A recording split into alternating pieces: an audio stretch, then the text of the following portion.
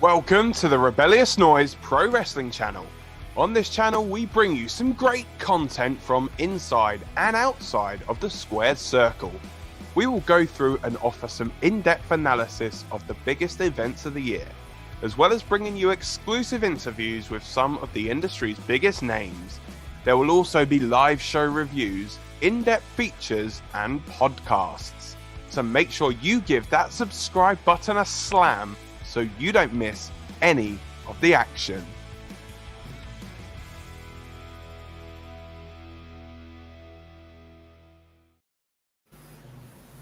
Hey, what is up everybody? This is Dan from the Rebellious Noise Pro Wrestling channel. I am joined by Scott and Rob, and we are here to talk all things Extreme Rules 2021. Let's get extreme. Doing? I'm good. I'm ready to get extreme. I'm ready to just jump off a ladder and whatever else it means to be extreme these days. Well, if we're looking down the card, it just means singles matches and tag team matches. So what's going on? That's the definition of an extreme match now. So yeah. Anyway.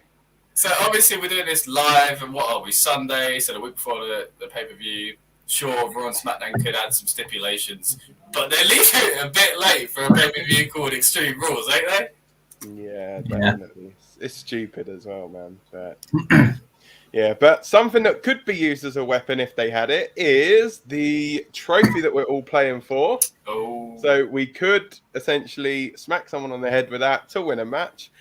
And quick throw to the table, we'll see that Rob is currently top of the table on 22 points, closely followed by myself with 20, Scott with 19, and the absent Lucas on 18. And it's funny, you're 2 points away from Rob, but you're closely following him. I'm 1 point away from you, Lucas 1 from me, but we're not close. What's that about? A bit of bias there. Closely 2 points away. Closely followed, yeah. Yeah, all right. If you say so. I mean, it's tight, to be fair, top to bottom. It could all change depending on obviously the results of shows. But yeah, obviously the three of us are going to be giving our predictions. At time of recording, we don't yet have Luke's predictions. Obviously, he's not around today, but we are going to do our three predictions, and I'm guessing then on the pre-show video, Lucas will probably be on there doing his predictions, or it could even be the predictions from the poll. So, who knows? Again. But yeah, we are going to kick off with the match that is the most recently announced match, and that is Liv Morgan taking on Carmella. So we're going to roll the dice and see who we get. Obviously, if number 3 comes up, which is Lucas's number, we will just roll again. So let's see who it is. It is number 2. Scott, we come to you first. Okay.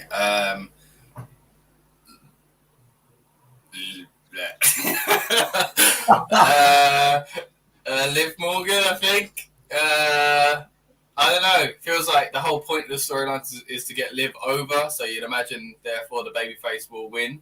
But at the same time, depends how these. It's hard to tell. Is this going to go on for 2 or 3 pay-per-views? If so, then Liv's going to lose. You know, so it depends how they see that. So I'm just going to go easy. I don't want to spend too much time on it. I reckon Liv will win because she has got kind of a bit of steam behind her at the moment, and I think it makes sense for her to win. But it's just a one and done then, and where does she go next? So that's the only thing that's putting me off. But hey, for the feel-good factor, I'm going to predict Liv Morgan to win. Cool. And then Lucas, we throw over to you. Cool. Rob? So Scott's analysis of I think she's going to win was perfect, by the way. That really sums us up as a prediction. Doesn't it? I gave a reason. I said why. But yeah, no, to be honest, I say all that and I badmouth Scott, but yeah, I agree with him. So Liv Morgan. Yeah, I'm not convinced of what they're doing with Carmella. And it seems like every time we get, like you said, Diva then, every time we get a female superstar starting to get a push, Liv Morgan's always hanging around that, are they ready to go? Like it was near Nikki Ash last time with the Money in the Bank. Liv Morgan was getting that rub. And it really reminds me of shades of how it was with Becky Lynch when she was always close but never just there yet. So I'm getting them vibes. So I reckon in a couple months, Liv Morgan will be really, really pushed. So for that, I'm going Liv Morgan. Yeah, I think, to be fair, I think it's hard to really disagree with all of that, to be fair, because I think, you know, with Carmella, I think it's one of these where she's been there and done it kind of thing, where she's been like the champion, she's been the top of that division. But I think Liv, you know, she's up and coming, and, you know, they're obviously going to need to find another challenger for, if it's still Becky Lynch, who knows what's going to happen in the show after Extreme Rules. Obviously, going into what month are we in? September. Okay, so possibly we could possibly eke it out until Survivor Series, maybe, because then I was going to say it would be in Liv's hometown, but she's from New Jersey, not New York. But WWE don't seem to care New York, New Jersey. They just call it all the same thing anyway. It starts with new, so let's just go with it. But yeah, I mean, I think, you know, Liv, they could do something with her. Definitely been overlooked for a number of years. And let's not forget as well, obviously, over on SmackDown, they've got the whole thing with Naomi as well. So Naomi's still got to come into the fold as well. But one thing I will say, it's nice to actually see a women's match going on a pay-per-view, and there's no titles at stake. It's just a match on there for the women. So we've literally been crying out for that, like, for about a year now, haven't we? So on the podcast, and this is actually a nice mix, you know. It's like 3 men's matches, 3 women's matches that we're going to be predicting. So it's nice to get that kind of evenness there. But yeah, as I say, I'm with you guys. I'm going for Liv Morgan to win. One more thing on Carmella, actually, like what Rob said about, like, they don't seem to be, I think he said, like, don't seem to be pushing her. But, like, they've clearly given up on that whole kind of packaging they did anyway when she first came back. Remember when we were all like, oh, is she being pushed because she's this new version? She's the same Carmella again. She's gone back to that. So she's clearly just seen by them, at least, as a default heel and not necessarily someone they're going to put in a title picture, it seems. So, yeah, I think you guys are right in that sense that it seems just, more like Liv Morgan's time if you compare it to. Ellsworth will be back in a couple of weeks. Well.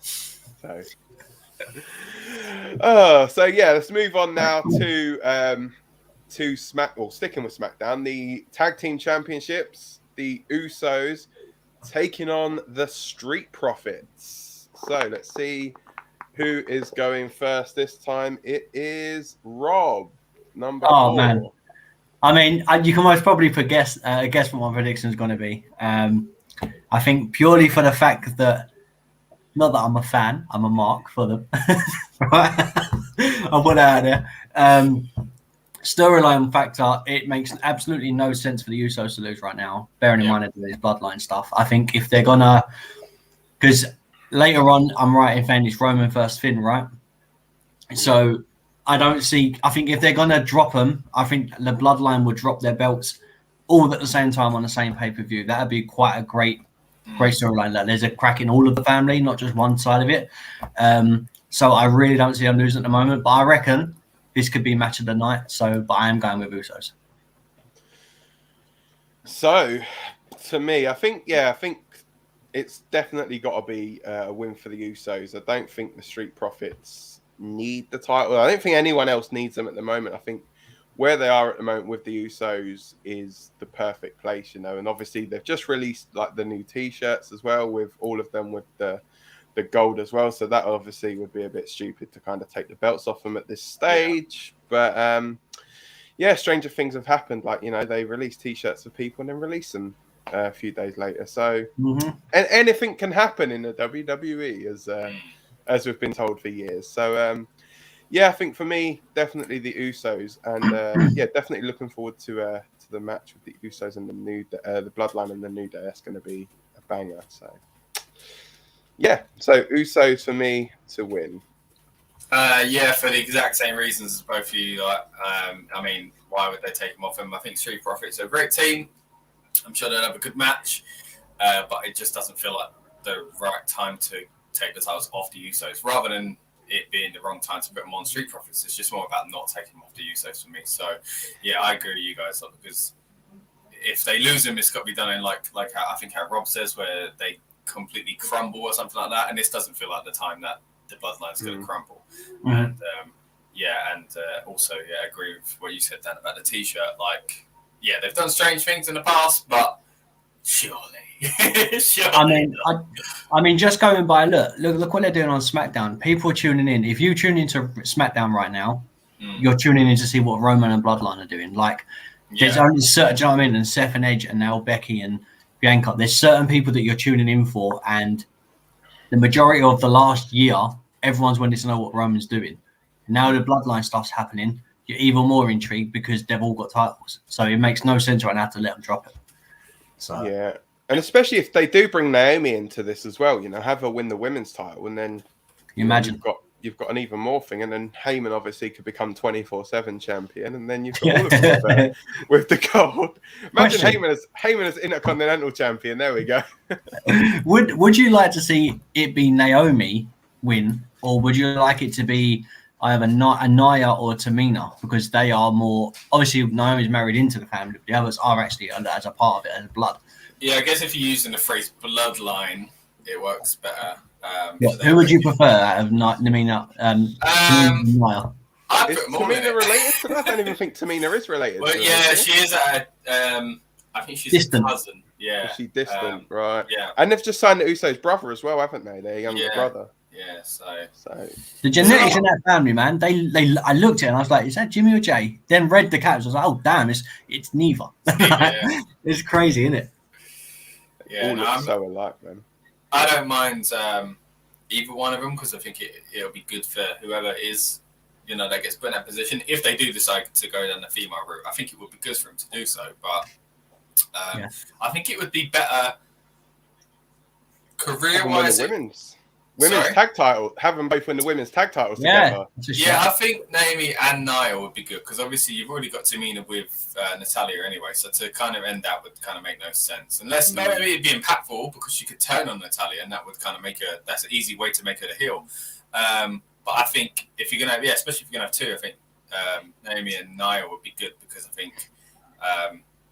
I think it would be good for Nia as far as the fans go and how the fans see her, because it will put her, let's be honest, let's talk about like the marks and stuff, like, us kind of internet fans, to be honest, not a lot of people will like Nia like that. Yeah. So I think if she was within the group that the internet fans, which is fans these days, because we all got the internet pretty much, would respect, with a group they respect, then I think that could rub off well for Nia. And on the other hand, I think Naomi has been kind of in the wilderness a lot in the past few years, so I think she could really benefit just from doing something fresh and different, being that heel and being in that group. So it would be good for either one, really.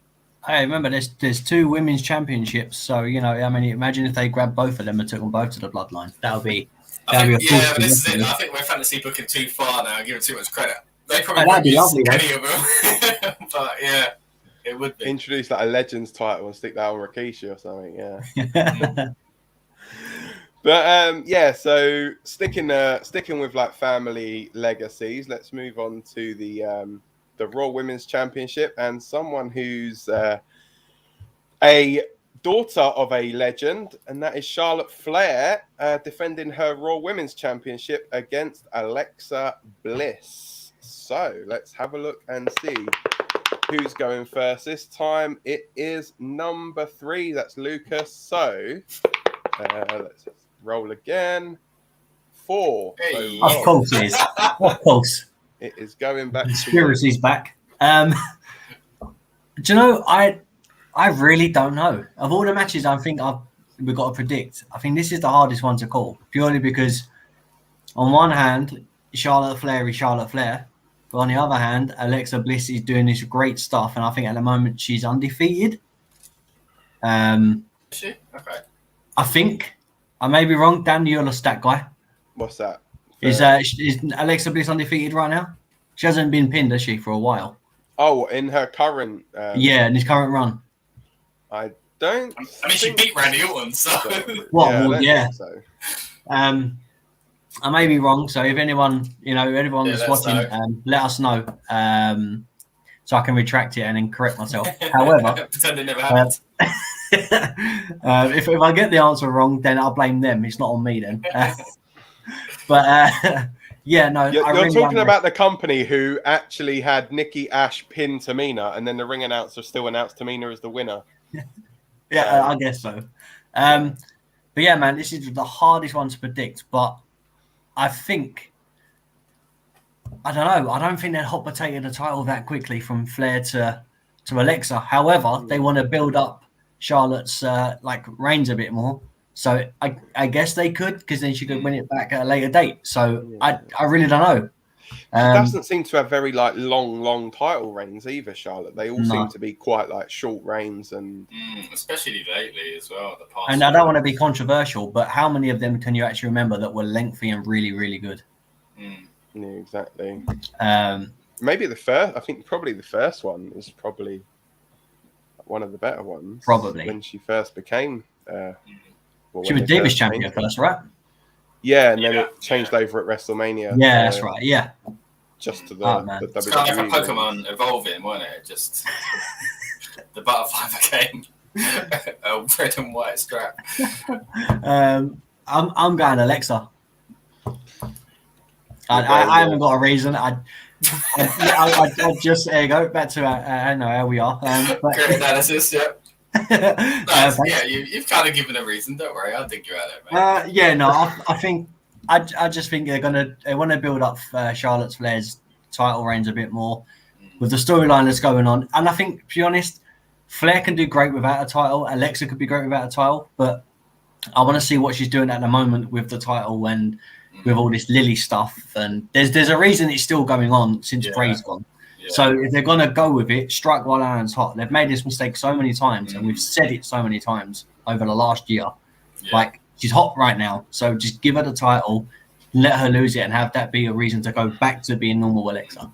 So if anything, it's already kind of slightly too late. Not too late, but it probably an argument, especially with this hot potato and they've done with Charlotte. I mean, this could have happened about 3 months ago. So I'm surprised that it hasn't happened. But sorry, go on, Dan, mate. So I'm going to go the other way. I think Charlotte's going to win. Because obviously we saw on Raw the introduction of Charlie as well. The doll that was given to Charlotte Flair of herself. So that was obviously quite funny. They had like the little mini title belt around her as well, which was a really, really nice touch. But I feel as though, they're going to still want Charlotte to look strong, and that she's the only one really that can kind of overcome this Alexa Bliss character. And just the way that they book her, I feel as though that's the direction that they're going to go in. Because, let's not forget as well, 1st of October, so a couple of weeks' time, there's a draft coming up. So, they could even move Bliss over onto SmackDown as like a baby face over there, because, they are lacking a bit in... they were lacking a bit in women over there. So, I reckon she could possibly be one that moves. I think... going back to it, I feel as though Charlotte will retain here.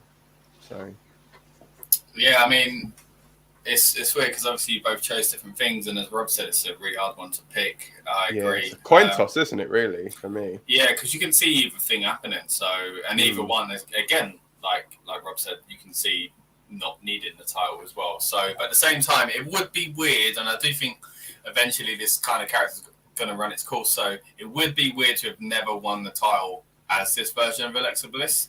So I feel like she's got to win it eventually, and if it's about getting Charlotte's reigns up, I guess it kind of makes sense. I don't like that. I don't like the hot potatoing of it. Not that I don't like Charlotte being champ, but it's just the whole Nikki thing and all that. It was anyway.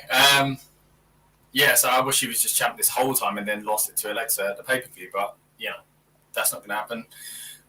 Can't change that. So but I do think they probably are more likely to go with Alexa Bliss this time around. I do think the doll thing is interesting because, like you said, Dan, it's only just come in. I guess this is a chance for them to make it an Extreme Rules match. Somehow they could do doll versus doll or something like that. Tag team match, isn't it? Yeah, it could be first one to rip the other doll's head off or something. I don't know. It's PG, man. Just calm down. Oh yeah, true. That's probably Well, what is going on? I mean, we are old. Anyway, at the end, we should probably maybe talk about what matches we do think might become gimmicked. But yeah, that's a way to do it. A spooky one. I was going to say spooky dookie, but that's something else. Yeah, I think Alexa Bliss is more likely to win it. Yeah, Alexa Bliss for me. I think as well that would have fit well on last year's horror show at Extreme Rules, actually. So yeah, that's the thing. It's not they've dropped the horror show thing, ain't they? So but kept the same color scheme and all that. Yeah, to be fair, they've dropped the Extreme Rules part of it as well. Yeah, didn't Extreme that. Rules in Nate. It's like it'll be like the next one. They'll do Hell in a Cell and there'll be no cell matches on it. This one should just next year be dropped to Rules. They'll just call it Rage in a Cage or something. It's just rules, isn't it? Like it's a regular match where there are rules. Like cool, okay, standard rules or something. Yeah, but yeah, I guess it's they'll probably have something up their sleeve last minute. You know, they'll probably announce them on the night or something. To be fair, so yeah. So let's move on to sticking with Raw. The United States Championship, and that is Damien Priest taking on Sheamus. So let's see who is going to go first on this. It is that's right in the middle. So number 1. So me first this time. So for me, I can see Damien Priest retaining, but I can also see possibly Sheamus just kicking his head off and beating him, which is it's a bit tough. I mean, I don't think they've not really done much with Priest since he's had the title, and I feel as though when Sheamus had the title, at least they were doing something with him. So if I'm going, who would I prefer to be the champion? It'd be Sheamus, but then. I don't think they're going to take it off him. I think they're going to keep it on Damien Priest.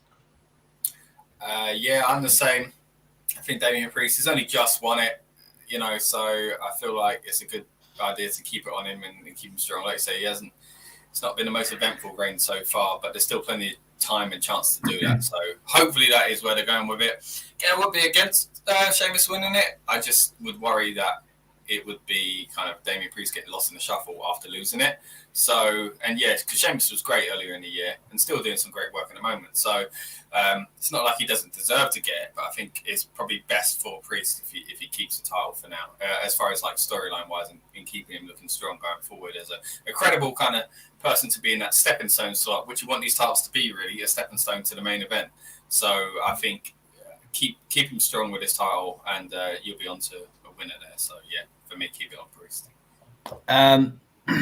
Honestly, I agree. And he called him Punishment Martinez then. Damien Priest. He's such an indie nerd. I'm sorry. All right. But yeah, Damien Priest winning makes more sense. However, I feel like Priest is going to be one of these guys that has a better chase than he is as a better champion. Right. Daniel Bryan had a better chase. Kofi Kingston had a better chase. Daniel who? Right, take that back. I'm joking.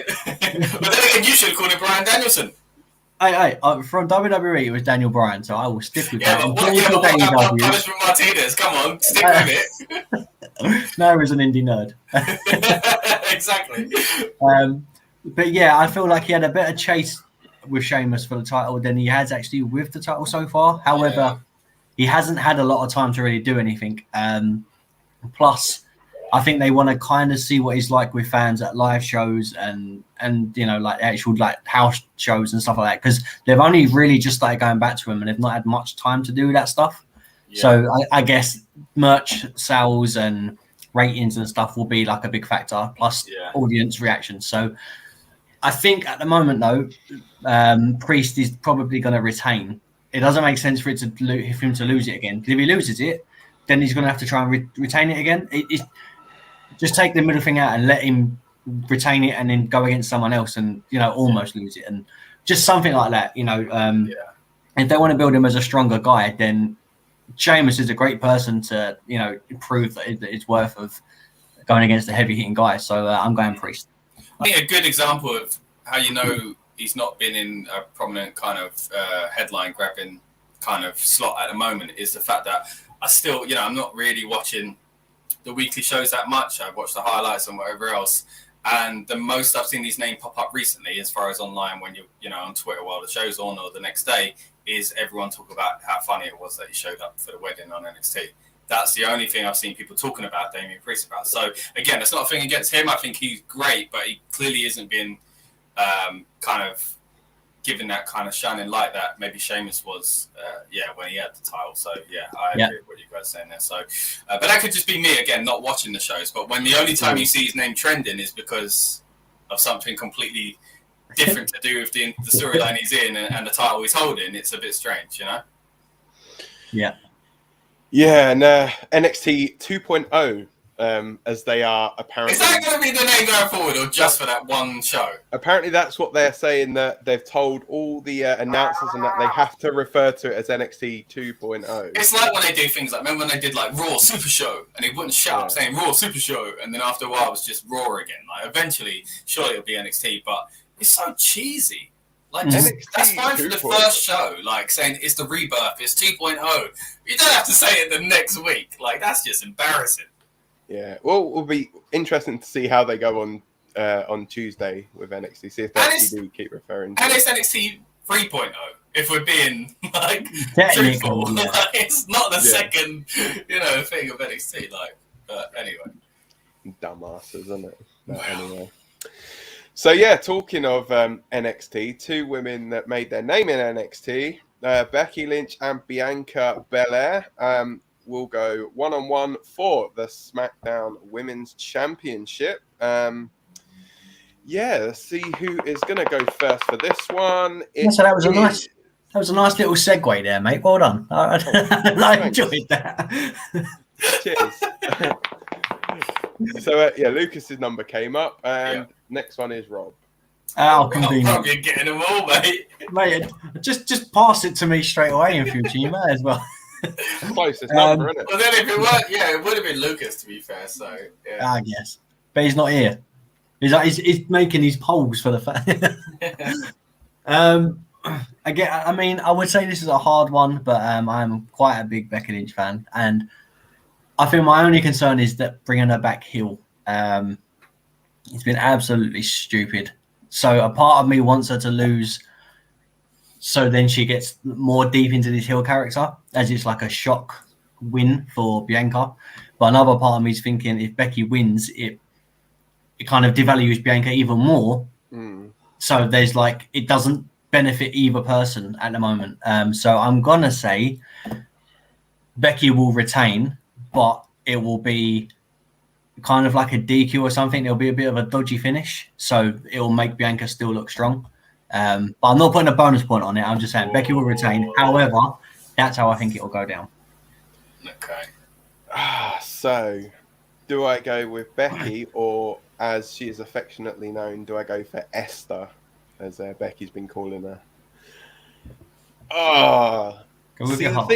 See, the thing is, I'm thinking Bianca could actually, because you think the way Becky won it was like a surprise thing, 20-odd seconds. We've been into detail about that on the SummerSlam review. But, I think they could have Bianca maybe get the win back and then have the heel chase. But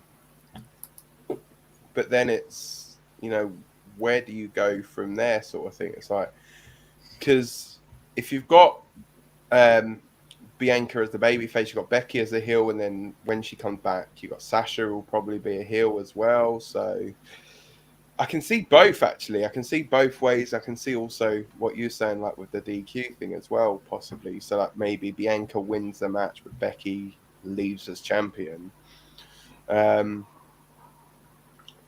Which way to go?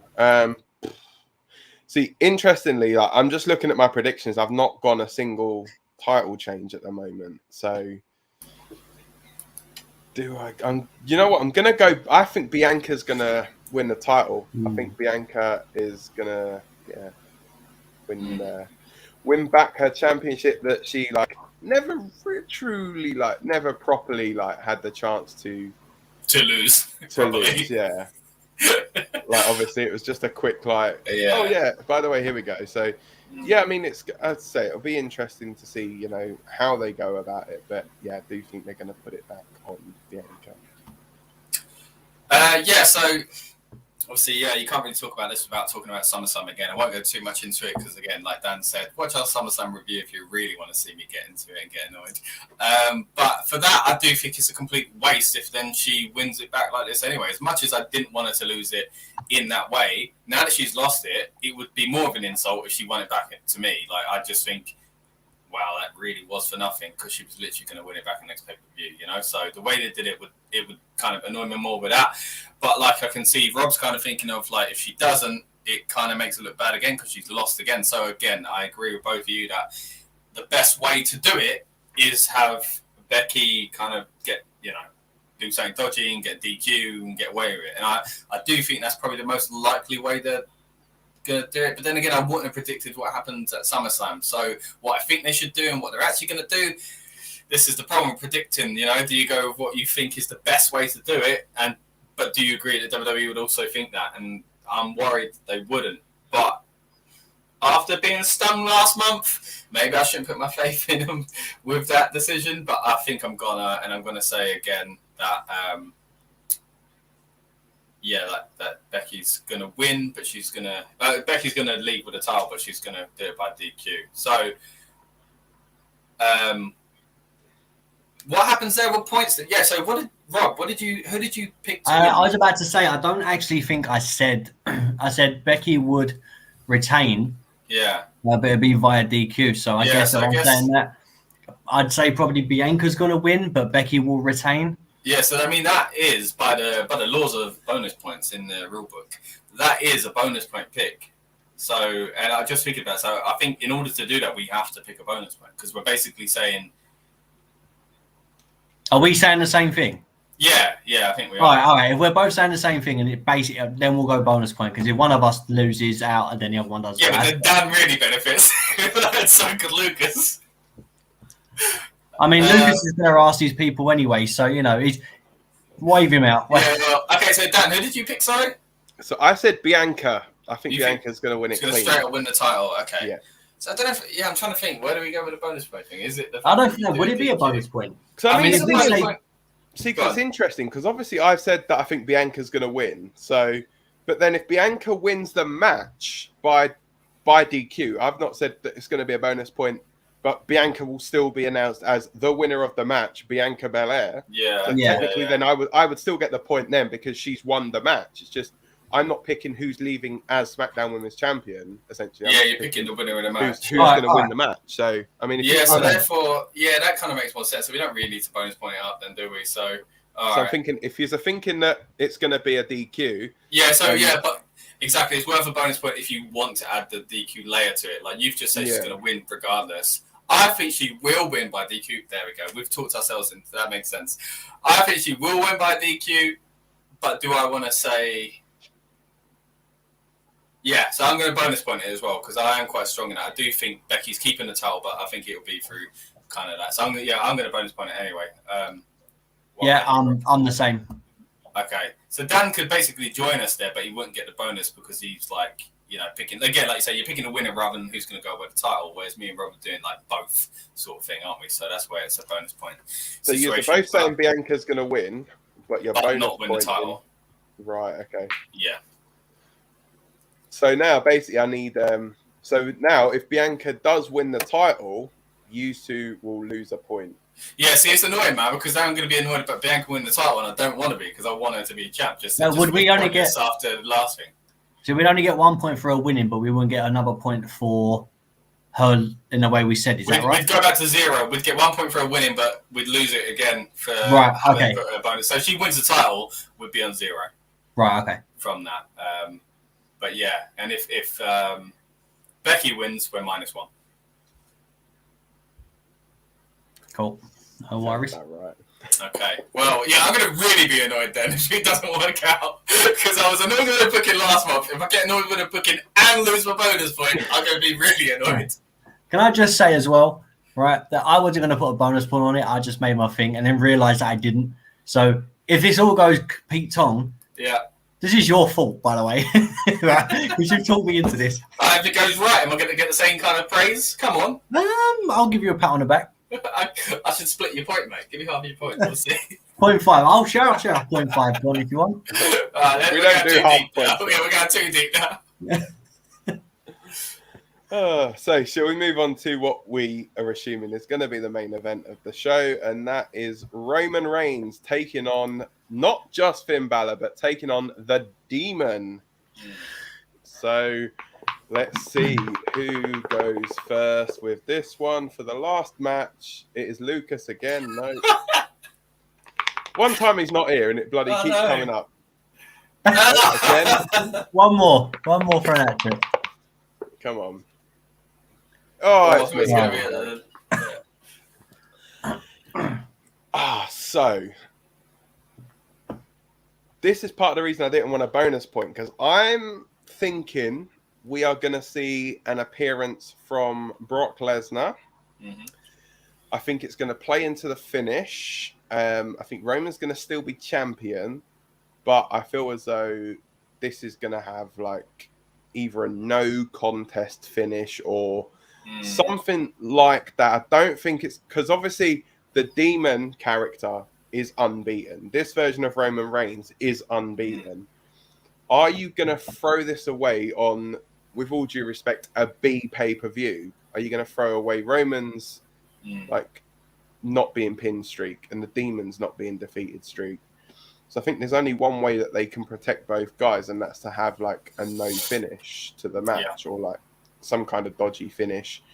Possibly, I mean, I'd say the bonus point would be the no finish, but then do I say Brock? See, because we're not sure on the Brock thing or if there's a stipulation to it or anything like that, you know, because everything could change depending on like if there's a stipulation to it. But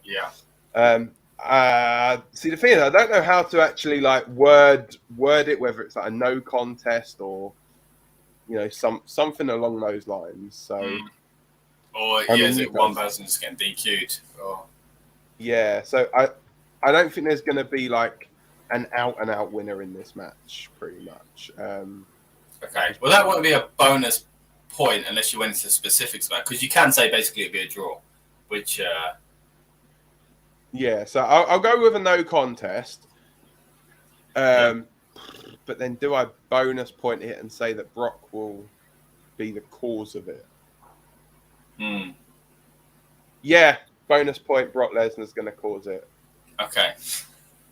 I think that's actually really likely as well. So I get what you mean about holding off on bonus points and all that now for the SmackDown Women's title, because is it really likely that they're going to do two kind of shenanigan type finishes in? So that's a bit risky, ain't it? I mean, to end the show on something like that and not definitive is risky anyway. To do it with two title matches, yeah, and this one feels really likely. Whereas the other one, you probably could get away with Becky just winning it, or Bianca just winning it. So, it's a bit tough now because we've locked those in. But can we use more than one bonus point though, or do you only get? Yeah, you can use more than one. But I mean, I just feel like that's probably less likely now that I've started to think about this one. And you're right, like this one, I don't think Roman's losing the title straight up. So either Roman's winning it, winning the match and keeping it, or like you say, there's like a no contest or something like that. I feel like, but if that is the case, then like I say, the one I've just put a bonus point on is probably less likely to happen, because I don't think they'll do that twice in one night as far as like DQ kind of get away with it, heel type thing. But I think if Brock comes in, I guess he is likely to just beat them both up, whereas most people would just go after the heel, whereas Brock could probably get away with beating up Finn as well. So I think, because how do you just have Finn lose? They're only just building him back up, and they've just brought back, the Demon. So it's like in boxing, someone's O has got to go, and yeah. But if anyone's, it would be Finn's. If out of the two, it's going to be Finn losing, I think. But so I wouldn't want him to do it on like a B pay-per-view. Like I'd rather him, if they're gonna have him do, like if they're gonna have it, do it at like a a Rumble or Mania or something like that. One of the bigger pay-per-views. But I don't think they've done this because they see as much value in the Demon as they used to, or like we think they do. I think they've done it to be that hook of, we all know he's facing Brock soon, and that's probably going to be for the title. I know they've said if it's not, it might not be for the title when they announced it, but come on, it's probably going to be for the title. So I think in order to kind of sway us and not just assume this match is going to be kind of meaningless, they've put Finn in there as the Demon to give us that bit of doubt. Yeah. So I think that's why they've done it.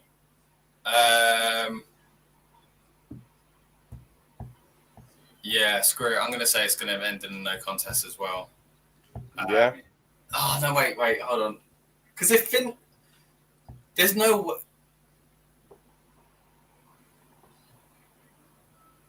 If... No, it's not. It's going to end in Finn Balor winning because Brock has attacked Reigns first. So Finn's going to win, but he won't win the title. And therefore... Is that a bonus point as well? Hang on, wouldn't it be the other way? If Brock attacks Finn first, Finn would get the win. Is that not right? Oh, yeah, you're right. Yeah. No, sorry. What I mean is Brock will attack Roman. And that'll be it. Finn so Roman would win that, right? Yeah, but Finn hasn't really been beaten. Technically. Well, he has, but, you know. All right, this is too confusing. All right. And the thing is, we're saying about the DQ and all that stuff, but we don't know whether there's going to be stipulations like your previous one as well. It's so tough, isn't it? You know, your previous one, you were both saying bonus points for DQ. The match could just literally have a stipulation where there are no disqualifications. Yeah. Oh, this is so annoying that they haven't put any kind of.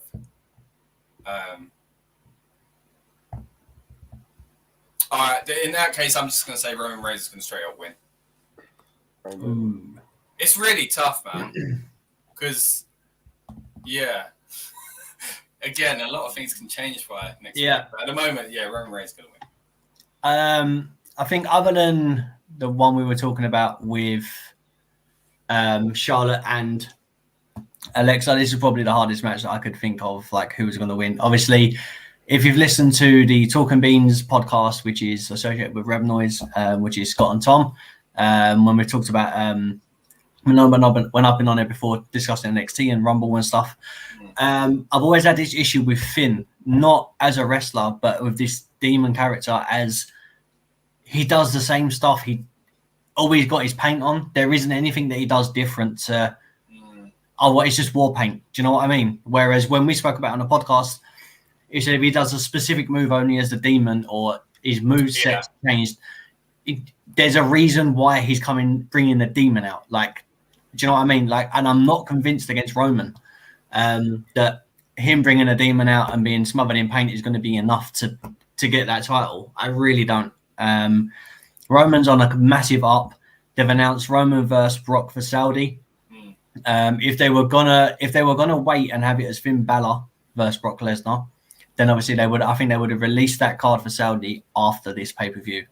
The fact they've released it before, and that's more money, to be honest, than it would be Brock versus Finn. Yeah, I mean, the argument can be made that it is, you know, as we've always said, someone's got to come along and get the shine from beating Brock. It could be Finn. Finn might be a good person to do that, actually. And we always say a match like this doesn't need the title. So it definitely could be that. I just don't think they're going to do that. You know, like Brock versus Roman is a great story without the title. You've got a Heyman thing and all that. It's a marquee match anyway. And it gives you that kind of thing of, well, I guess it didn't end for nothing. Like, it did make, because not that Finn needs to be made because he's been Universal Champ, but like, let's be real, it didn't go well. His main event, you know, his main event run, he went back to NXT, which felt like a rebuild. He's come back, he's rebuilt again. So it kind of, like, it might have cemented him, like we all assumed it'd be someone new, like Big E, you know, but maybe it's not. Maybe it's just giving someone that second go, you know, like Finn. So maybe this is the perfect way to do both those things. But I just don't think that we're going to do that, you know. So yeah. I think that, as we were saying earlier in the group chat, like, you know, like of all the names that we could say right now, other than Big E, who's really been pushed, and we were claiming it was going to happen for ages. I mean, I said he was going to win Money in the Bank. Thankfully, he did. But who else is there right now that's credible enough to go, right, this person's going to beat Roman and I'm going to believe they beat Roman? John Cena was the name and Cena didn't do it. So who else? Brock Lesnar, possibly Goldberg. That's it. Like, there's no one else in WWE right now that they could really have to really put a stain on defeating Roman. So if it's a new up-and-coming guy, then I'd love it to be Finn Balor. However, I just can't see it right now. Like, he's not new up and coming, but he kind of is because it's his second go at it, isn't it? So yeah, I just can't see it, and that's with or without this demon gimmick, which is why I'm adamant Roman's going to win. But I'm so intrigued to who it's going to be. Undertaker's streak was broken, Lesnar was beaten. So it's got to come eventually. So I'm really intrigued to who it's going to be that's going to beat Roman. But if for the moment, it does feel a long way off, don't it? Yeah. Yeah. For the moment, Roman's winning. He's doing good stuff anyway. So it's like at the moment he's basically the money for them. So if it's not broken, like don't try and fix it. It's like the old saying goes. But I think. I heard something interesting the other day, actually. They're saying, like, what if the person that's going to beat him is not actually, like, a part of the main roster yet? What if it's someone that they're looking to, like, maybe build some of the NXT 2.0 stars up and then, eventually, like, Roman could hold the belt. He could go on, like a San Martino or you need another year, which is just not kind of what they do this day and age, I think if anyone, maybe... If it was another 6 months, I could see it being Damien Priest. Really? Because I think if they are using the US title as a stepping stone and he moves over to SmackDown, Priest, maybe it could be him. Depends how they see him. But I mean, if they didn't ruin Cross, then he would have been a great name. Yeah. There's no one else in that mid. If you're saying maybe someone from NXT, Tommaso Ciampa would be an amazing person to do it. Yeah, Bron Breakker. I just don't see it happening. But yeah, so you're locking in with Roman Reigns then, yeah? Yeah, boy.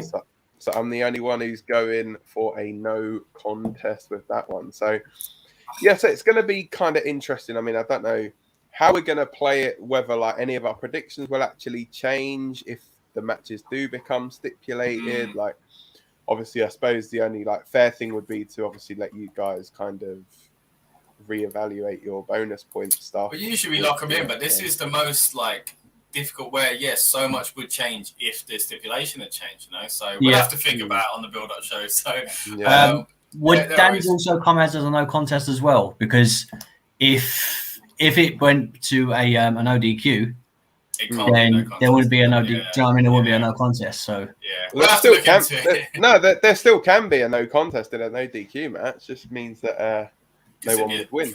Someone just have to get referee just calls the match off. So what other matches do you guys think are most likely if they do add stipulations? I could see this main event, what we assume is the main event, would probably be the most likely. But maybe at least one more. I could see maybe the tag team one becoming like a ladder match or something like that. I'll take that. I reckon Sheamus Priest will be like a bar, not a barroom brawl, but a gimmicked brawl sort of thing. Yeah, that's a good point actually. Like a street fight or a match. Probably the Alexa Charlotte one. They'll do some kind of spooky crap for that one. Lily on a pole match. Could do something like that, something stupid like that. But and I think obviously we don't know what's going to happen on Raw, but yet we're probably still going to get some kind of other matches announced there. So they're probably going to be like the gimmicked ones, or because normally like someone will start hitting someone with like certain weapons or something. So then you can be like, oh, this is the way it's going to go. Like, obviously a chairs match. It's like around the time of TLC, suddenly everyone's favorite weapon of choice is either a table, a ladder, or a chair. So or stairs in that. I was about to say, don't bring the stairs back. That was horrendous. But I mean, Bianca and Becky could potentially be like some kind of give. I mean, they've had obviously the contract signed, and they've used tables in little bits and pieces with their feud, but they've not actually put each other through any of the tables. So possibly something like that. But it's a tough one to decipher. Have they done a strap match for a women's match yet? Nah. No, because I was going to say with Bianca using her hair quite a bit. Yeah, I was thinking that, so yeah. Yeah, like a strap match anyway, But yeah, I think it'd be interesting to see exactly like which way they go anyway. So yeah. I think if that's everything, then we can just get on out of here and enjoy the rest of our evenings and get on to wondering what on earth is going to go on with Extreme Rules. So let's go back. One last look at the table before we go. Rob at the top of 22. Me. Dan, really close, really close, Dan, right behind. Yeah, really close on 20. Closely followed. No, Dan, me really far. No one said you're really far. No one said that. All right. 19 and 18. So it is all really close between all of us at the top. Well, it's literally Lucas's poll could move top, but who knows? It's going to take a big swing, and everything is in your hands, Rob, with who is going to be emerging from Extreme Rules victorious. So yeah, that is everything from us, guys. Thank you too for joining us. Thank you guys for watching. Let us know in the comments who you think is going to win or what matches you think are going to have stipulations added to them. But yeah, for now, we have been the Rebellious Noise Pro Wrestling channel. Don't forget to like, share, and subscribe. Follow us on the social media channels. And yeah, we will see you for the Extreme Rules build-up show. That's the one. Build-up show. It's not the review yet because we got one more before that. So yeah, anyway, that's it from us. Take care, guys. Bye for now. See you later. Welcome to the Rebellious Noise Pro Wrestling channel. On this channel, we bring you some great content from inside and outside of the squared circle. We will go through and offer some in-depth analysis of the biggest events of the year, as well as bringing you exclusive interviews with some of the industry's biggest names. There will also be live show reviews, in-depth features, and podcasts. So make sure you give that subscribe button a slam so you don't miss any of the action.